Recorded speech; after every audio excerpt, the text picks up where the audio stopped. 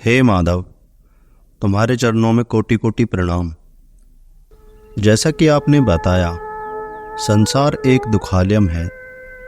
यहाँ हर किसी के जीवन में कुछ न कुछ दुख आते हैं, चाहे कोई राजा हो या रंक, चाहे कोई धनी हो या निर्धन। यहाँ तक कि भक्तों को भी दुख का सामना करना पड़ता है। परंतु मेरे मन में एक शंका है माधव। माना संसार के व्यक्ति को अपनी इच्छा के अनुसार दुख मिलता है और अपने कर्म के अनुसार दुख मिलता है, परंतु जो भक्त है, भजन करता है, उसके जीवन में भी बड़े बड़े दुख होते हैं। क्या उन पर तुम्हारी दृष्टि नहीं होती? क्या उन पर तुम्हारी कृपा नहीं होती? उन्हें आखिर क्यों इतना कष्ट झेलना पड़ता है? हे पार्थ, मृत्युलोक को इसीलिए दुखालम कहा गया है। जब तक हम दुख से भागते रहेंगे, दुख पीछे ही भागता रहेगा। लेकिन जिस दिन दुख से लड़ने के लिए पलटकर खड़े हो गए, तो दुख तुम्हें छू नहीं सकेगा। जो व्यक्ति संसार की तरफ भागता है, घोर दुख की तरफ भागता है। परंतु जो भगवान की तरफ चलने वाला है, उसे थोड़ा ही दुख मिलता है। जैसे देखो मीराबाई, धन्य है ऐसा समर्पण। जो सच्चे भाव से भगवान में लीन हो जाता है, उसे संसार के दुख छू भी नहीं सकते। मीरा के ससुराल वालों ने उन्हें वैश्या कहकर ताने दिए, क्योंकि वह कृष्ण के मंदिर में गाती बजाती थी, भजन गाने पर रोक लगाते थे, संतों से मिलने पर क्रोध करते थे, उन्हें महल में बंद कर दिया जाता था। ये सब किया गया, लेकिन मीरा कहती है, मेरे तो गिरधर गोपाल, दूसरों ना कोई। उनके देवर ने मीरा को विष का प्याला भिजवाया। मीरा ने उसे भी प्रसाद समझकर पी लिया और उनका कुछ ना बिगड़ा, क्योंकि जो समर्पित होता है, उसके लिए विष भी अमृत बन जाता है। ऐसे न जाने कितने भक्त हैं जिनका जीवन चरित्र पढ़ने में दिल दहल उठता है। जैसे तुकाराम जी, कितना भीषण कष्ट सहते हुए वो कितनी उच्च कोटि को प्राप्त हुए। तुकाराम व्यापार करते थे, उनके जीवन में सब बढ़िया चल रहा था। एक दिन तुकाराम जी श्री विट्ठल भगवान के मंदिर में दंडवत प्रणाम करने गए। प्रणाम करते करते उन्होंने देखा एक भक्त श्री विट्ठल भगवान के सामने जोर जोर से रो रहा है, चीख रहा है, चिल्ला रहा है, भगवान को पुकार रहा है। उन्हें देखकर तुकाराम जी के मन में आया और आहें भरते हुए कहा, हे विट्ठल भगवान, ऐसी भक्ति मेरे हृदय में भी प्रकट हो जाए। क्या सुंदर भाव है इनका। और यह बात श्री विट्ठल भगवान ने उनकी सुन ली। कुछ समय बाद तुकाराम जी के व्यापार में भारी घाटा होने लगा। घाटा होते होते एक दिन ऐसा आया, व्यापार नष्ट हो गया। कुछ समय बाद तुकाराम जी के माता पिता का देहांत हो गया और भीषण कष्ट, बहुत भारी दुख हुआ उन्हें। घर में जो बचा हुआ अन्न सामग्री थी, वो भी खत्म हो गई। एक दिन ऐसा आया कि सूखा अकाल पड़ गया। ऐसा समय आ गया, जल पान से ही गुजारा करना पड़ा। हर तरफ अंधेरा ही अंधेरा, कष्ट ही कष्ट। तुकाराम जी को अपने आप पर लज्जा आने लगी, क्योंकि आसपास के लोग प्रतिदिन ताने मारने लगे। कुछ समय बाद श्री विट्ठल भगवान के मंदिर में सेवा करने लगे, थोड़ा बहुत प्रसाद पाकर गुजारा करने लगे। एक दिन तुकाराम जी के मन में आया कि वह एकादशी का व्रत रखें हालांकि व्रत तो रोज ही था, ना कोई भोजन की व्यवस्था है, ना कोई फलहार। फिर भी एक दिन तुकाराम जी ने एकादशी का व्रत रखा। हे पार्थ, याद रखना, किसी भी साधक के जीवन में ऐसा हो सकता है, परंतु साधक को डरना नहीं है, अपना आत्मविश्वास नहीं डिगाना, आगे बढ़ते रहना है। तुकाराम जी का भजन में बिल्कुल मन नहीं लगता था, लेकिन कुछ समय पश्चात तुकाराम जी पास वाले मंदिर में रोज कीर्तन सुनने जाने लगे। अब तुकाराम जी का मन कीर्तन में लगने लगा और धीरे धीरे हृदय शुद्ध होता रहा।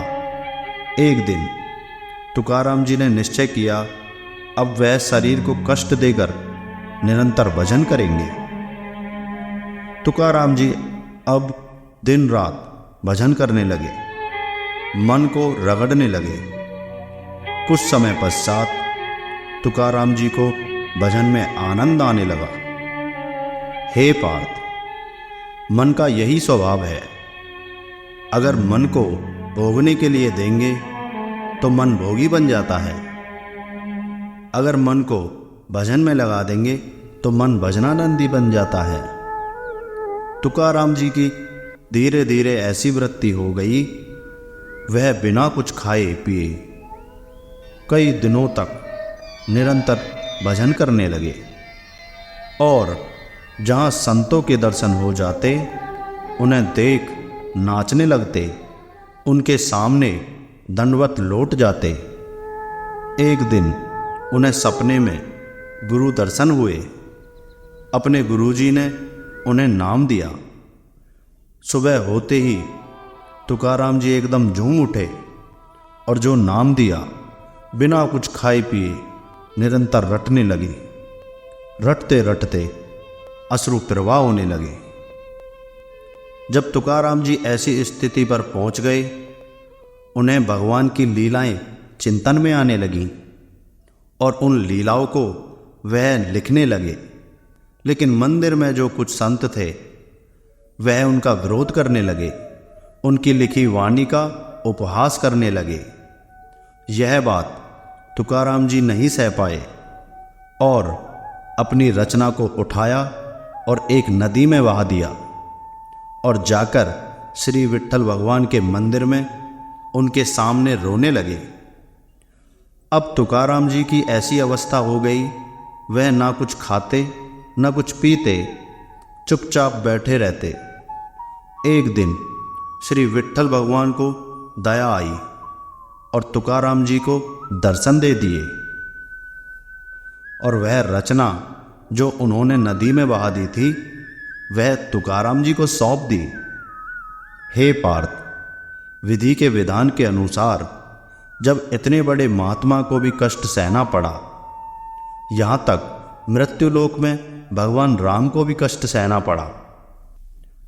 हे माधव, आज के समय में ऐसी कठिन साधना करना तो बड़ा मुश्किल है। जगत में रहते हुए अपने आप को भुलाना बड़ा कठिन मार्ग है। हे पार्थ, ये जगत का जिसने स्वांग रचा है, वह भी भगवान है। ना तुम किसी के सच्चे पति हो, ना सच्चे पिता। फिर किस बात की चिंता?